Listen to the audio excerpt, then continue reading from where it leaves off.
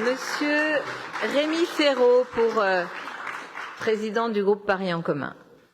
Merci Madame la maire, chers collègues. Nous débattons donc aujourd'hui du budget primitif de la ville pour 2022. Je pressens, j'entends la teneur de certaines interventions dont la presse s'est déjà fait l'écho, et quand j'entends certains jugements péremptoires, certaines critiques caricaturales, certaines outrances, je me dis que la prise en compte d'un contexte exceptionnel, celui d'une crise sans précédent et des difficultés que rencontrent l'ensemble des collectivités locales françaises, ne nuirait ni à la droite parisienne, ni à notre débat démocratique. Alors permettez-moi d'évoquer des constats qui émanent de la Cour des comptes sur le contexte national. En effet, il y a quelques jours, la Cour publiait un rapport précis sur l'impact de la crise sanitaire sur les finances locales en 2020. Et ce rapport est éclairant à bien des égards. J'en recommande la lecture à l'ensemble des élus puisqu'il objective les faits et permet de remettre un peu de raison et de mesure dans nos débats sur les finances parisiennes. Que dit la Cour? Elle nous dit que le choc de la crise sur les finances locales a été bien davantage marqué dans les grandes villes et les départements de plus d'1 million d'habitants. Elle dit aussi que, de manière générale, l'épargne brute des collectivités a connu une baisse de plus de 10% l'an dernier pour atteindre 35 milliards d'euros, niveau proche de celui de 2018, et que l'encours de la dette a augmenté pour l'ensemble des collectivités locales françaises, autant en 2020 que sur toute la période 2015-2019. Ce rapport de la Cour des comptes souligne aussi que la suppression de la taxe d'habitation sur la résidence principale et la baisse des impôts de production intégrés dans le plan de relance de l'an dernier a profondément modifié le panier fiscal des collectivités. Leur compensation par une fraction de taxe sur la TVA, par une fraction de TVA sans assiette locale renforce la perte du lien fiscal avec le territoire et engendre une exposition accrue à la conjoncture. Voilà la réalité. Les collectivités locales sont privées de leur autonomie fiscale et d'une part de leurs ressources. Tous les élus de France le disent. Et en annexe de ce rapport figure aussi la réponse de France Urbaine qui regrette une fois de plus que les collectivités les plus peuplées n'aient pas été ciblées davantage par les dispositifs de soutien alors qu'elles sont, avec les territoires dépendant de recettes spécifiques, celles qui ont été les plus fragilisées dans leur capacité d'autofinancement. Cela concerne évidemment au premier chef la plus grande collectivité locale de France. À Paris, comme dans bon nombre de collectivités, nous avons donc dû recourir davantage à l'emprunt pour compenser la baisse de nos ressources et de notre épargne.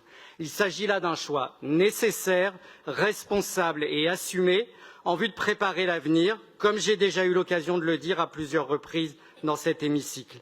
Et de l'opposition municipale, nous n'avons jusqu'ici entendu ni les propositions de recettes supplémentaires, ni celles de dépenses qu'elle voudrait sacrifier. Peut-être cela viendra-t-il aujourd'hui. Il n'y a pas de mystère. Au-delà du 1,2 milliard d'euros engagé par la ville pour faire face à la crise, Paris subit toujours, inexorablement, invariablement, et la maire vient de le dire, la baisse progressive des dotations de l'État couplée à la hausse de la péréquation verticale et horizontale, un double effet ciseau qui évidemment impacte très durement les finances de notre ville. Cette année encore, les dotations de l'État ont été inférieures à nos dépenses de péréquation de plus de 150 millions d'euros. Et à propos du plan de relance dans lequel, je vous le rappelle, 10,5 milliards d'euros doivent être affectés aux collectivités locales, les magistrats de la Cour des comptes eux-mêmes ont indiqué qu'ils allaient se pencher sur le sujet pour déterminer quels projets antérieurs à ce programme y avaient finalement été intégrés. Cette analyse fera l'objet d'un nouveau rapport parce qu'il est vrai que la ficelle est un peu grosse. Ajoutez à cela que, pour une raison que nous ignorons toujours, Paris ne bénéficiera quasiment pas de ce fameux plan prévu par l'État. S'il avait fallu punir Paris, le gouvernement ne s'y serait pas pris autrement. Et je pense que cela devrait indigner tous les élus parisiens et pas seulement ceux de la majorité et la maire de Paris. Par ailleurs, il n'est pas la peine d'aller bien loin pour voir le peu de cas fait par le gouvernement des finances de certaines collectivités territoriales. Si j'en crois les déclarations de la présidente de la région Île-de-France, Valérie Pécresse, qui a affirmé encore la semaine dernière, je cite, Macron se demande toute la journée ce qu'il peut faire pour me mettre des bâtons dans les roues, y compris financièrement. Il a pillé l'Île-de-France, il refuse d'investir dans les transports, il refuse de mettre des policiers dans les transports en pensant que cela jouera contre moi. Il y a quelques jours encore, Mme Pécresse a enfoncé le clou, accusant le gouvernement de vouloir mettre la région Île-de-France à genoux. Je la cite, le gouvernement, pour des raisons évidemment totalement politiques et politiciennes, a décidé de venir nous priver de recettes. N'interrompez pas Mme Pécresse, c'est un État impécunieux qui n'a pas les moyens d'aider les régions et qui se sert de la caisse de l'Île-de-France. N'en jetez plus, et pourtant, j'ajouterai que si la crise Covid a impacté durablement nombre de collectivités, elle a aussi produit ses effets sur d'autres structures telles que les syndicats de transport en commun et au premier chef Île-de-France Mobilité, selon son directeur général, qui est le directeur général de la présidente de la région Île-de-France. Île-de-France Mobilité va devoir économiser 700 millions d'euros pour équilibrer son budget de fonctionnement en 2022. Moi, je ne partage ni les options politiques, ni la politique régionale de Mme Pécresse, loin s'en faut. Mais sur le comportement du gouvernement vis-à-vis des collectivités locales, elle a raison. Et vous, chers collègues du groupe Changer Paris, partagez-vous les arguments de Mme Pécresse ou ceux de M. Macron et du gouvernement?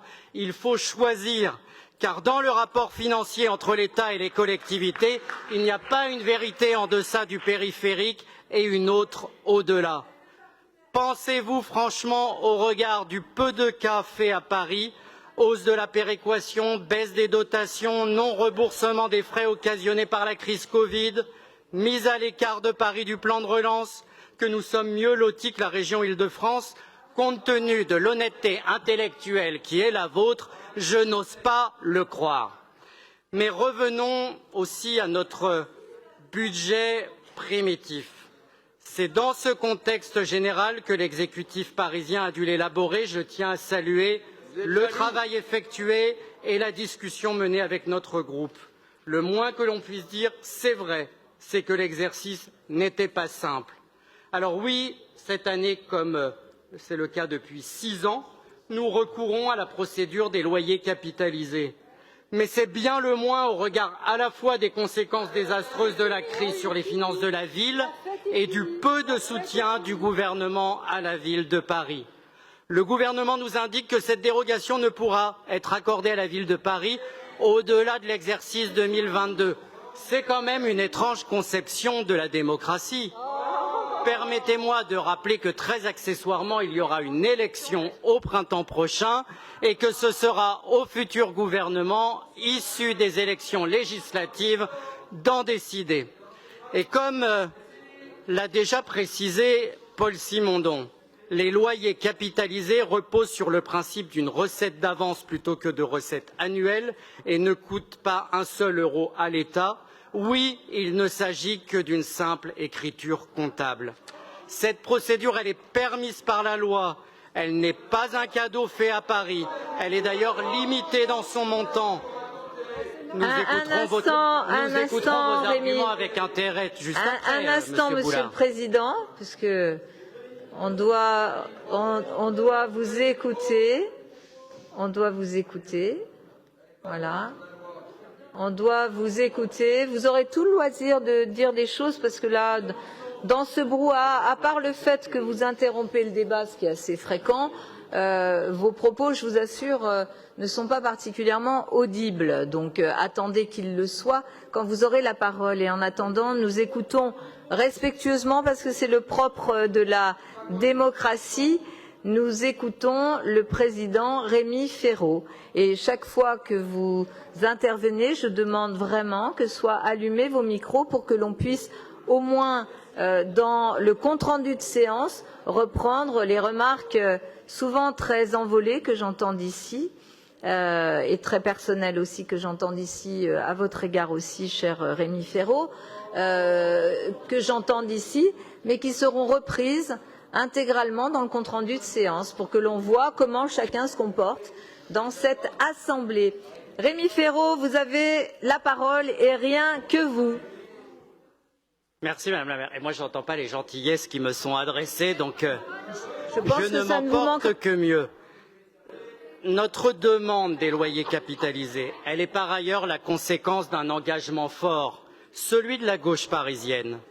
C'est l'engagement d'une politique du logement ambitieuse pour atteindre 25% de logements sociaux en 2025. Et ainsi, le budget qui nous est présenté, il nous permet de financer les grandes priorités sur lesquelles nous nous sommes engagés devant les Parisiens, de maintenir les mesures de solidarité mises en place pour les plus fragiles touchés par la crise également.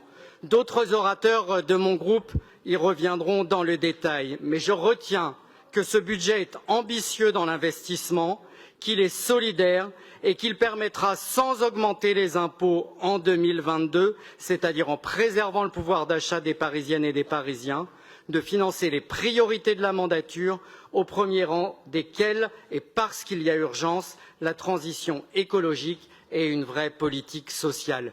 Oui, nous allons continuer à développer les cours oasis, à pérenniser les coronapistes, à créer de nouvelles pistes cyclables, à créer des places de stationnement vélo sécurisées, à végétaliser Paris.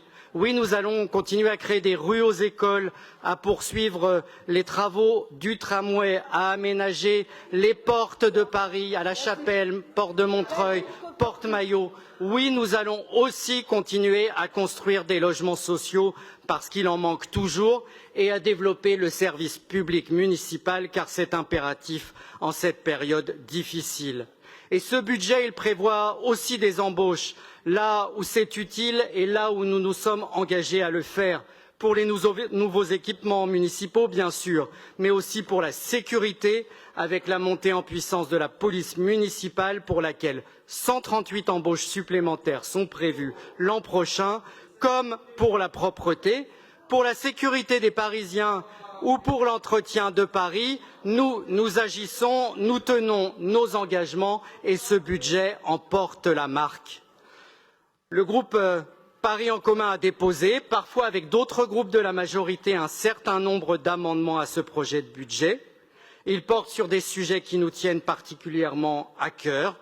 Je pense notamment au soutien à la culture pour lequel nous demandons un montant supplémentaire de 200 000 € afin de soutenir les acteurs culturels.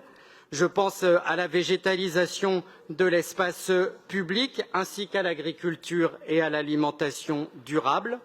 Je pense encore à la lutte contre la précarité énergétique pour laquelle nous demandons avec le groupe Génération et le groupe écologiste de Paris un effort supplémentaire afin de venir en aide aux Parisiens qui sont en difficulté financière pour payer leurs factures énergétiques.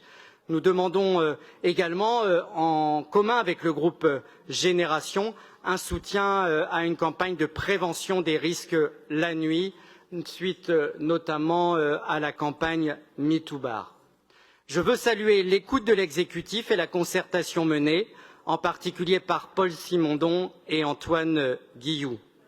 Nous savons que la situation à laquelle nous sommes confrontés est grave, mais elle nous oblige aussi, en responsabilité, à faire preuve d'audace, de courage, pour protéger les Parisiens, pour préparer l'avenir, pour accompagner la reprise qui se profile et que nous ne devons en aucun cas décourager par une politique d'austérité.